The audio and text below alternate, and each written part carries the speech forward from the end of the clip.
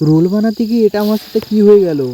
বন্ধুরা, আমার সকাল সকাল প্রচণ্ড খিদে পেয়ে গেছে, তো ভাবছিলাম কী খাওয়া যাক। তারপর রান্নাঘরে দৌড়ে গেলাম।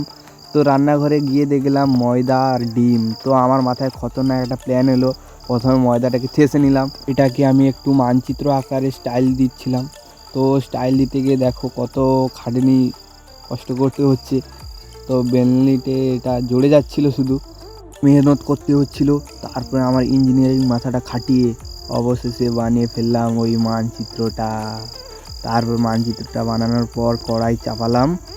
তো চাপানোর পর দেখো এদিক সেদিক মেখে যাচ্ছিলো। কড়াইতে প্রথমে এই মানচিত্রটাকে একটু ভালো করে গরম করে নিচ্ছিলাম, যাতে একটু পেস্টটা ওর উপরে ভালো করে চিপটে যায়। তো ডিমের পেস্টটা ওর উপরে দিয়ে ফেললাম। তারপরে তৈরি হয়ে গেল আমার স্বাদের রোল।